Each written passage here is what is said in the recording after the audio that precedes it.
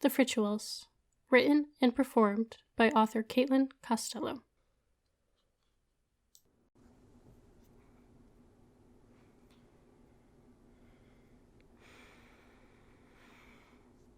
Chapter 28. Lyra. The murmured voices of Philippe and Paulo fade as Lyra moves down the mountain closer to the stone building hidden at the bottom of the hill. One of the large windows lets out the soft golden light of candles onto the ground outside, illuminating her path through the trees as she draws near to it. Lyra kneels in front of the large oak door and gives it 4 sharp knocks. She then bends her head and laces her fingers in her lap and waits for the door to open. She does not move when she hears the soft pad of the elf to the door, or when his shadow falls on her as he looks out at her through the window. Nor does she move when the door creaks open. These people are all about tradition and ritual. Should you break it, they would not be as willing to help you. Rise, my child. Lyra stands, but keeps her head and eyes down. Why have you come to me, my child? My friend is gravely ill. She has been poisoned by the hand of darkness. I fear for her. How did this come to be? She was kidnapped, and during our rescue, she was poisoned. The elf pauses, mulling over this information. Why was she kidnapped? Lyra slowly looks up at him, exposing the soft yellow spirals on her skin. Because she is like me. We are the Frituals. She is the Aka Fritual. My child, where is your friend? He gasps. Why did you not bring her straight here? Lyra looks back down. Because she is human. I didn't want her and my companions to use up the energy if you cannot help her, but you and your home were the closest that could save her.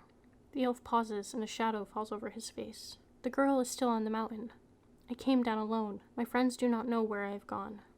I beg of you to help her. Is not having the name of a Fritual bestowed upon you not legitimizing? Does this not mean she has the honor of our people? Again the man pauses.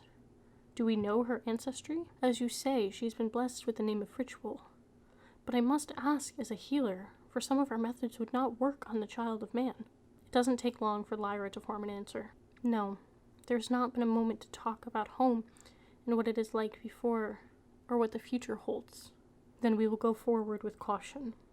We will test the waters carefully. Fetch your friend. You've spoken with confidence and wisdom. You've done well by your title of Fritual. Lyra bows deeply until her braid falls over her shoulder. Thank you so much for your kindness and giving spirit. I will be back with my friend in a short time. Again, many, many thanks. Lyra turns and speeds through the night back to her friends, praying she wouldn't be too late.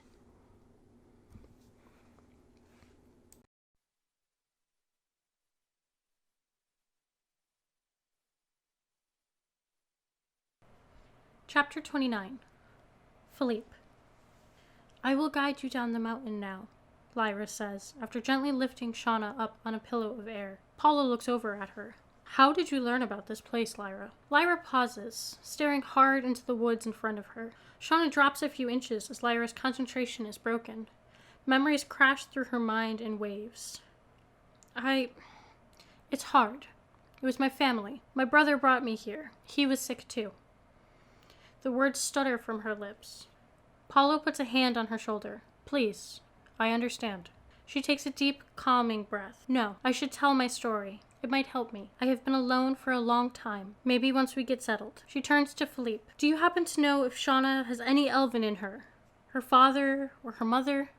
Philippe laughs. Her father is most definitely not elven, but her mother might have had some elven blood. She was an elegant woman. She had the elven look, but in a way that some would call flawed. How was she flawed? Lyra asks. Well, where your skin is clear, hers had a slight splash of freckles across her nose. Her hair was like Shauna's, pale gold, but it had a bit more of a brassy tone to it. I see, says Paulo.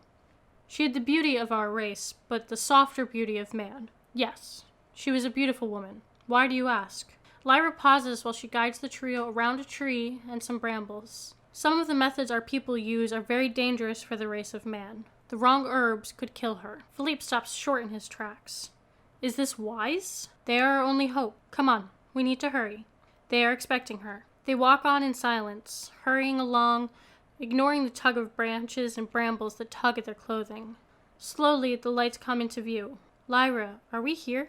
Yes, my son, the elder elf says. Philippe bows low, following Lyra's actions. My children, before I can begin, I must remind you that you must never speak of this place. We are a place of peace and solitude, separate from the rest of the world. I would not want the chaos of the world to taint this place. Philippe and Paulo nod. If I may, sir, Philippe asks. The elf nods. What makes this place so special? Is it some holy ground? The elf pauses in the doorway and looks at the trio, deciding whether or not they are worthy of learning the true significance of this place. The pattern on the faces of the other three prove that they did. He was born here, the one who started all of this. Paulo freezes as he steps over the threshold. You mean Matron? Matron was born here. Yes, my son. The elf who is your ancestor, who you derived your powers from, the last of the Frituals, was born in this cottage. He lived here for a time before moving to Cabanneral Lake for his training. He turns to Philippe. Our people are very different. We do not have as many children nearly as often as you. For us, each birth is a special blessing. For some, these places of birth are considered holy. This cottage, in particular, represents so much more than just the birth of one elven child, but one who would start the road to an age of peace between our two races. Philippe bows low. I now understand the full import of this place. Thank you for sharing it with me. He stands and pauses before continuing. Sir, if I may ask one more question, may we know your name? I am Amicus. Now hurry, let's get your friend inside. Amicus put a hand under Shauna's neck and the other behind her knees. He lifts her off the soft cushion of air Lyra had held together, and it flies away in a small breeze. Amicus carries Shauna in like she weighs nothing. Philippe takes in the simplicity of the space. It is furnished with thin wooden furniture and a few pillows. The dark wood seems to absorb all of the light from the lanterns placed around the cottage. The soft, muted glow is welcoming, putting Philippe into a sense of safety and causing a level of trust to begin to grow. Amicus, what will you do to help Shauna? Paulo asks. Amicus lays Shauna down on the table in the middle of the room, propping her head up on a pillow. She groans. Don't worry, child. It will stop soon. He turns to the three onlookers after thoroughly examining the black gouge in Shauna's arm. We will start with small infusions of herbs. These should help to dislodge the poisonous matter. Wait, Amicus, do you know what this poison is? Or what it does?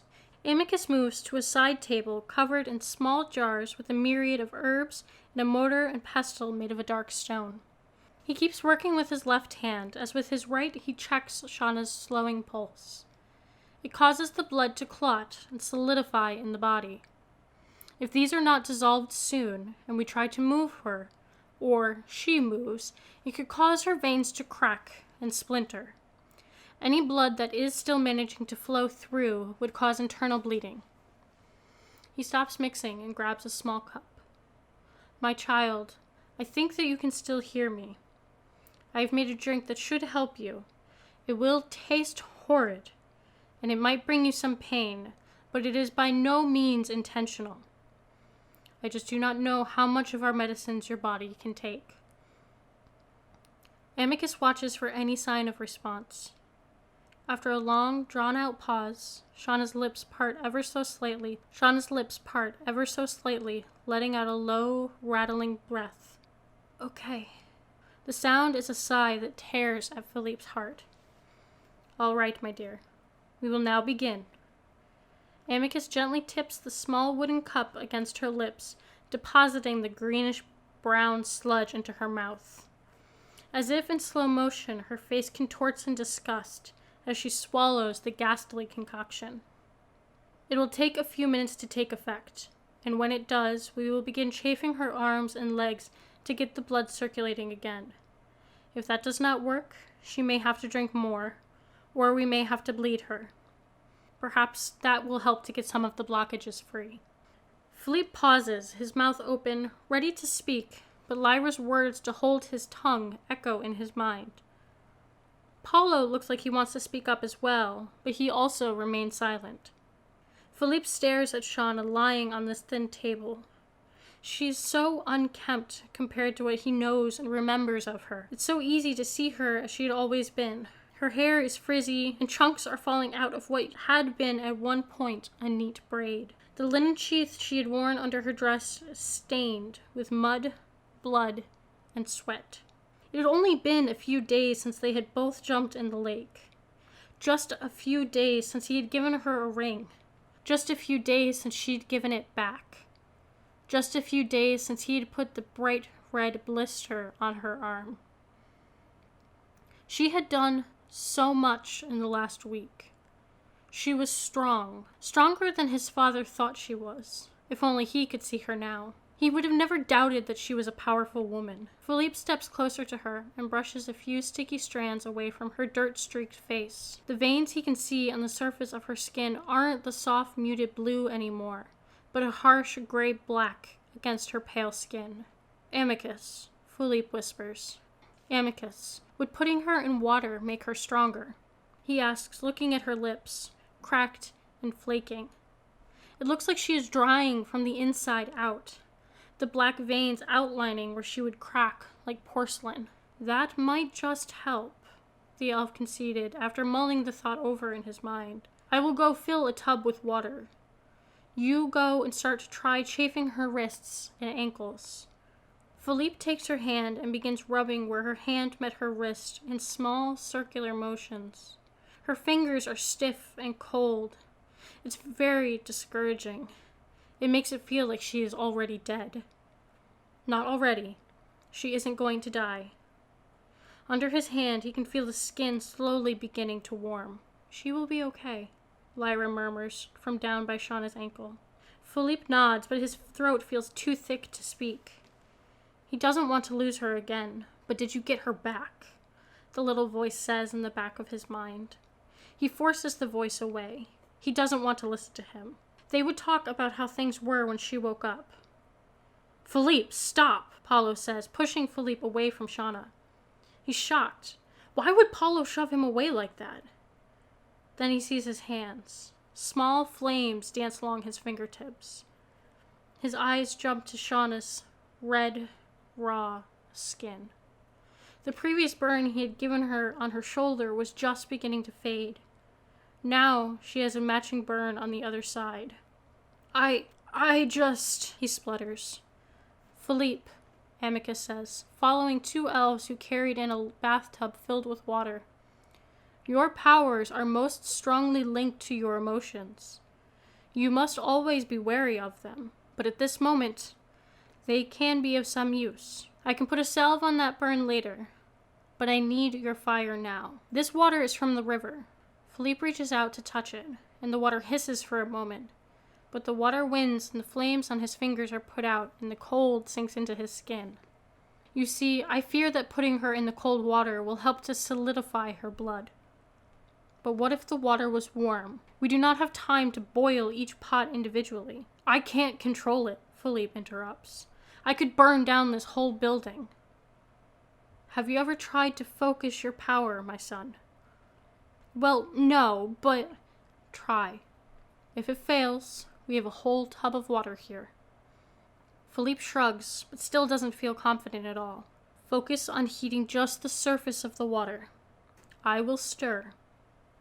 Amicus holds up a large wooden spoon, most likely used to stir big pots of soup. We can circulate the water and then help her. Philippe nods and glances over at Shauna, lying so still on the table.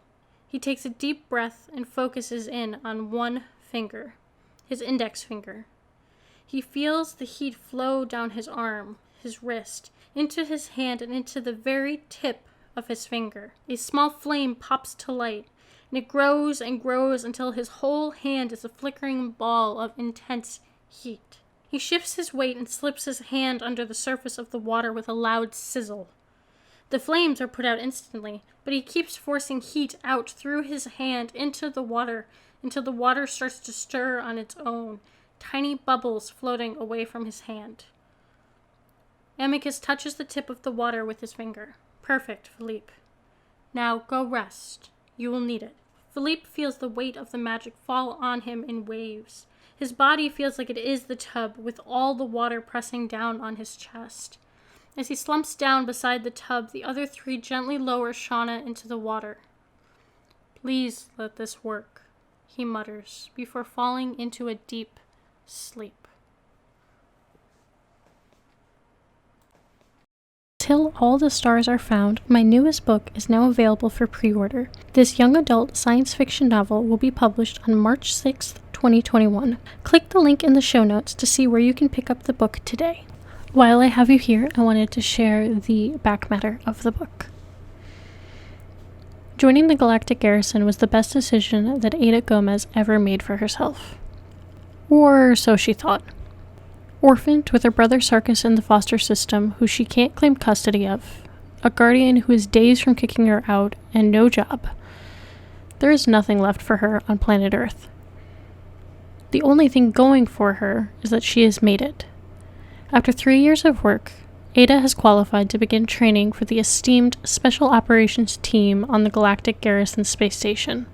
Joining the Spec Ops Division is a chance to start over, to make a name for herself. And if she plays her cards right, maybe Ada can get Sarkis back. But her journey is just beginning. Being in the Spec Ops isn't easy. It isn't supposed to be. Any sign of weakness must be squashed. Fear is the devil, and hesitation is worse than death. But some of the training doesn't add up, and any semblance of structure? It looks like Ada left that back on Earth. Ada and her team do their best to put the pieces together and figure out what exactly is going on, and roll with the punches, both mentally and physically, to come out on top. Little do they know, the hardest test is yet to come. Because this year, everything is different. Until All the Stars Are Found, a young adult science fiction novel, is now available for pre-order. Its publication date is March 6th, 2021. Hi everybody, this is Caitlin Costello, the author and narrator of The Frituals. If you've enjoyed this podcast so far, please leave a review or a rating where you listened. It really helps to get the podcast in front of more people. If you can't possibly wait for another episode of The Frituals, fear not, because the full audiobook is now available. A slew of stores, including Google Play, Apple, HiBooks, Scribd, Chirp, Kobo, Walmart, audiobooks.com, and Nook Audiobooks. And it's being added to more stores every single day. It's also available at your local library, so if you request it from your library, they should be able to get it into their system fairly quickly. I am running a sale currently on signed print editions of the book, and these are 20% off using code SPOOKY through October 31st. That is code SPOOKY through October 31st from CaitlinCostello.com. Thank you so much for listening, and I'll see you next week. This has been a production of The Frituals, written and performed by Caitlin Costello. Text copyright 2018 to Caitlin Costello. Production copyright 2020 Caitlin Costello.